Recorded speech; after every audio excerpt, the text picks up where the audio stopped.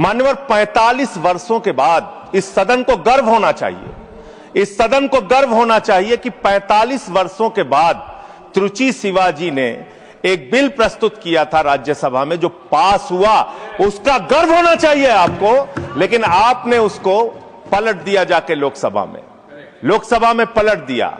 2019 में एक बिल आपने पास किया और उसके बाद उसके परिवर्तन में फिर आप खड़े हो गए, अपने ही बिल के परिवर्तन में आप खड़े हो गए। मान्यवर, मैं एक घटना का उदाहरण आपको देना चाहता हूं।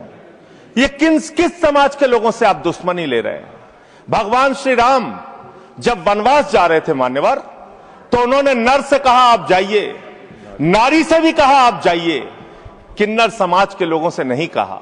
वो वहीं रुके रहे, वहीं इंतजार करते रहे, और जब भगवान श्री राम वापस आए तो उन्होंने आशीर्वाद दिया उनकी भक्ति को देख के। आप उस समाज के साथ विश्वासघात करने जा रहे हैं, उस समाज के साथ आप धोखा देने जा रहे हैं। वो बधाइयां देने का काम करते हैं, हर शुभ अवसर पर उनको बुलाया जाता है, हर शुभ अवसर पर उनको शुभ माना जाता है। आप उनको धोखा देने का काम कर रहे हैं। आप किन्नर समाज के लोगों का कल्याण करना चाहते हैं? कल्याण की कहानी सुनेंगे आप कैसा कल्याण कर रहे हैं? वर्ष 2021-22 में मोदी जी की सरकार ने 20 करोड़ रुपए इनके कल्याण के लिए आवंटित किया, खर्च किया मात्र 1,91,00,000 रुपए, मात्र 9.55%।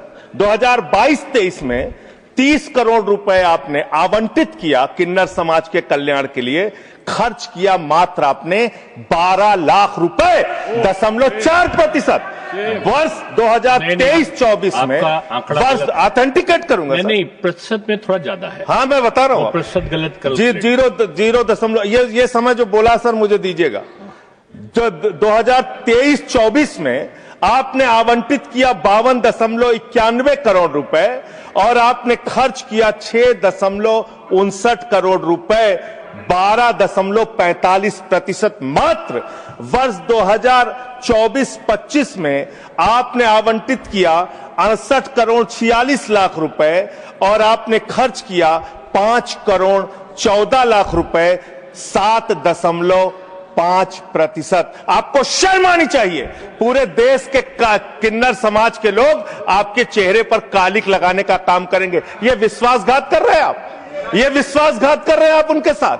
हर साल आपने उनके कल्याण के नाम पर जो बजट निर्धारित किया, उतना पैसा भी नहीं खर्च किया, उतना पैसा भी नहीं खर्च किया। और इस समाज से कैसे कैसे लोग निकल कर आए मान्यवर।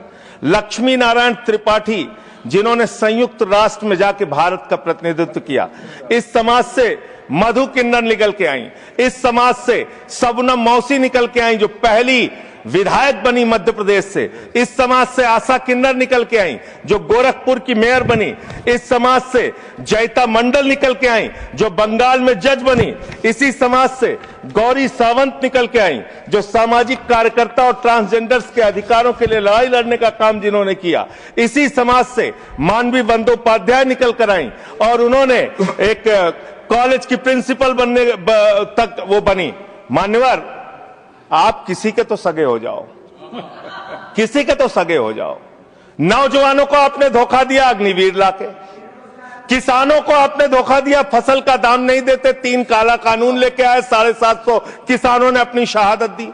कोरोना में आपने पूरे देश को लाइन में खड़ा कर दिया, नोटबंदी में लाइन खड़ा कर दिया, गैस में लाइन खड़ा कर दिया। अब अपनी पहचान कराने के लिए एक ट्रांसजेंडर को लाइन में खड़ा होना पड़ेगा, अपमानित होना पड़ेगा, उसकी जांच की जाएगी, पड़ताल की जाएगी, उसकी बेइज्जती की जाएगी। मैं तो हैरान हूं, सत्ता पक्ष के लोग कह रहे हैं दारू पी के आ जाते हैं, सिगरेट पी के आ जाते हैं, ऐसा है वैसा है। आप नैतिकता के अलंबरदार हो गए, आप जो है सबसे बड़े दूध के धुले हो गए।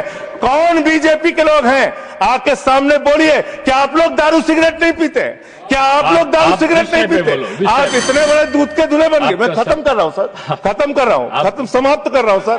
अरे आपने बीच बीच आपको नहीं कहा सर, आप ना दारू पीते ना सिगरेट पीते, मुझे पता है, मुझे पता है।